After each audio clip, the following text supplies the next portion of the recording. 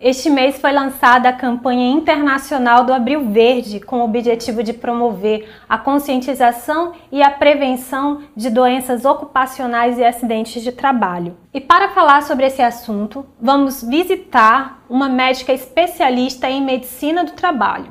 Vamos conferir? Então, doutora Raiane Loras, médica do trabalho, conta pra gente um pouquinho sobre você e o que a senhora faz como profissional da medicina. Eu atuo na área da medicina do trabalho. A medicina do trabalho é uma área voltada para a proteção, preservação da saúde e de segurança do trabalhador. Então, trabalhamos em conjunto com a segurança do trabalho. A segurança mapeia os riscos e, através da sintonia entre saúde e segurança, a gente tenta evitar acidentes de trabalho e trabalhar na prevenção e manutenção da saúde e segurança deste trabalhador. Quando ocorrem acidentes, a gente acompanha este acidentado até a consolidação total das lesões e verifica a possibilidade dele voltar para a mesma atividade ou se será necessário um remanejamento para alguma outra atividade. Esse mês de abril tem uma campanha internacional que está tomando de conta de alguns movimentos, que é o Abril Verde. O que a senhora tem a me dizer sobre o que é o Abril Verde? O Abril Verde é uma campanha mundial, que visa trabalhar mais a conscientização sobre a saúde e a segurança do trabalhador em todas as esferas, tanto na física como na mental. De onde veio o Abril Verde? O Abril Verde veio em uma homenagem, um sincronismo para uma proteção para o trabalhador mundial. Com base em quê? Num acidente que ocorreu em 1969 nos Estados Unidos, a explosão de uma mina. Neste acidente, que foi um dos maiores da história da humanidade, 72 trabalhadores naquela época vieram a falecer. Então o acidente ocorreu em abril. E por que verde? Porque esse simbolismo com verde, que é a cor que representa a área da saúde. Então se trabalha a conscientização dos empregadores, dos funcionários e da população em geral sobre as medidas de saúde e segurança relacionadas ao trabalho e a prevenção de acidentes de trabalho e doenças ocupacionais. Mas aí fica aquela dúvida, doutora, muita gente tem essa dúvida sobre o que é uma doença ocupacional e o que é um acidente de trabalho, por exemplo. A senhora pode distinguir para a gente? Podemos. Então a gente toma por base logo inicialmente a Lei 8.213 de 91. Ela estabelece que o acidente de trabalho é aquele decorrente da prestação de serviços trabalhistas. Pode ser no âmbito de uma fábrica, mas também do trabalhador doméstico é considerado um acidente de trabalho. Para ser um acidente, você tem que ter uma lesão física ou uma perturbação funcional que leve à redução à perda da capacidade desse trabalhador, mesmo que essa perda de capacidade seja de caráter temporário. Então isso se classifica como acidente. Ele está sempre vinculado, na maioria das vezes, a um ato súbito, a um trauma, a uma queda, a uma explosão, como foi falado agora. Você tem um evento crítico que desencadeia este acidente. Quando a gente fala de doença ocupacional, ela é gerada não por um ato crônico, agudo. Ela geralmente vem em decorrência de uma exposição, tanto de fatores organizacionais do trabalho, como dos riscos ocupacionais. Por exemplo, existe uma patologia pulmonar chamada pneumoconiose. Então, um trabalhador que trabalha exposto a alguns tipos de poeira vai desenvolver essa patologia, principalmente considerando o tempo de exposição dele. Então, assim, não foi um ato súbito, não foi um acidente típico. Então, a exposição prolongada levou ele a desenvolver essa doença, como também no caso da perda auditiva induzida pelo ruído. O funcionário vai trabalhando sem a proteção adequada para minimizar a exposição dele a esse risco ocupacional, ruído muito elevado, e vai perdendo a audição paulatinamente. O que a pessoa deve fazer se ela está no ambiente de trabalho e começa a ter determinados sintomas que não são comuns? Na maioria das empresas, para a gente ser um polo mais operacional, mesmo que ligado à mineração, as empresas têm o seu SESMIT, Serviço Especializado de Segurança, Engenharia do Trabalho, Medicina do Trabalho.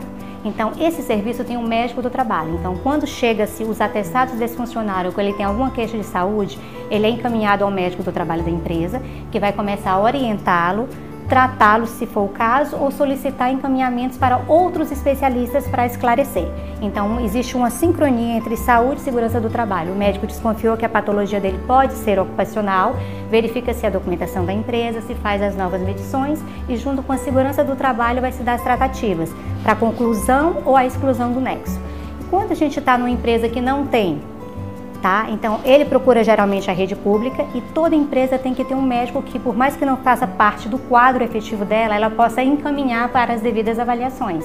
Então, vamos supor que o funcionário ele seja comprovado que ele adquiriu uma doença no trabalho. O que acontece? A empresa inicialmente tem que seguir o procedimento legal, que é a abertura da CAT, Comunicação de Acidente de Trabalho, na qual ela vai registrar a doença ou acidente ocorrido com este trabalhador durante a prestação de serviço para com ela e vai dar as tratativas, como acompanhá-lo no tratamento, verificar se após toda a conclusão do tratamento ele ficou com alguma sequela ou não e principalmente estudar esse acidente e entrar com medidas, adotar medidas que evitem que outros funcionários, outros colaboradores venham a passar pela mesma coisa ou por outros quadros. Então ela tem que rever todos os riscos, toda a metodologia, toda a organização do trabalho para preservar a saúde dos seus colaboradores. Alguns funcionários têm medo que isso aconteça, muitos conseguem trabalhar durante muito tempo sentindo essas patologias. O que a senhora, como médica, aconselha? Eu aconselho que não se guarde a doença, como eu sempre costumo dizer. Então, se você está sentindo alguma coisa, quando você tem um plano de saúde e você não quer procurar inicialmente a medicina do trabalho da empresa, você pode procurar a rede pública de saúde, que os médicos vão começar o tratamento e as investigações. E tem também o plano de saúde, como eu falei, quem tem plano de saúde.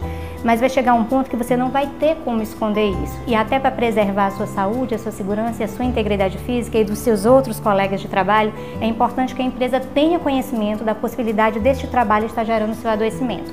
Mas é realmente comum, principalmente na nossa região. E nós temos pessoas que estão expostas, que trabalham há muito tempo na mesma atividade, muitas vezes até por não se sentir bem, imaginar que não vai mais poder trabalhar, começa a omitir e esconder casos assim. Que acaba agravando. Que leva ao agravamento do quadro. Com a sua experiência, o que é muito comum de se ver em casos de doenças ocupacionais? Geralmente são as patologias osteomusculares, em especial as que acometem toda a coluna. Então é o mais comum.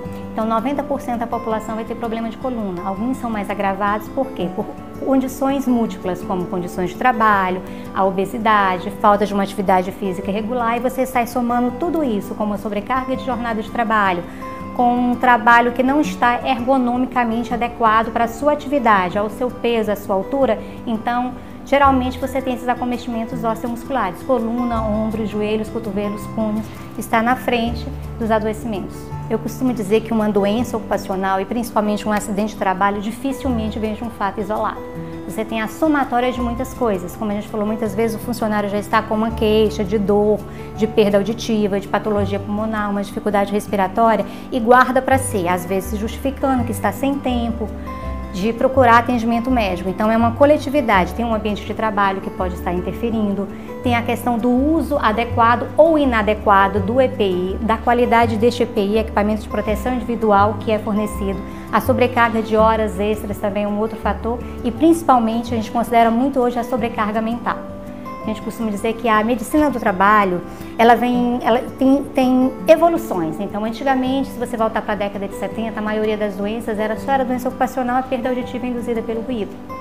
Então, por quê? Porque não se tinha uma normativa e EPIs eficazes. Então, foi se caindo, reduzindo muito a quantidade de casos de PAI, perda auditiva induzida pelo ruído, e aumentando muito a parte de lesões osteomusculares.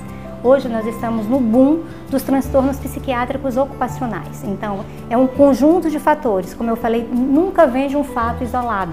Vem de muitas coisas. Pode ser um assédio moral no trabalho, pode, uma sobrecarga psíquica, uma preocupação sua externa, extralaboral. Então, a carga horária de trabalho, a sobrecarga de responsabilidade e a sua dificuldade de lidar com isso por muitas vezes. Então, o boom do momento está sendo exatamente as patologias de origem psiquiátrica. Então erra quem pensa que o acidente ou a doença ocupacional pode ser desenvolvida só para o pessoal que está lá no operacional trabalhando às vezes sem o protetor auricular ou sem luva, né? Dentro do escritório, por exemplo, pode acontecer também. Exatamente. No Japão, o maior índice de doenças ocupacionais e de suicídio é exatamente dos grandes líderes das maiores empresas. Então, assim, você assumir a responsabilidade sobre uma demanda muito alta, acima do seu potencial resolutivo, muitas pessoas têm dificuldade de lidar com essas situações. E a sobrecarga de trabalho, nesse sentido, principalmente psíquica, tem levado a um adoecimento maior. E a própria Previdência já vê assim, antigamente quando você entrava com um CID de transtorno psiquiátrico, quase nunca era associado ao trabalho.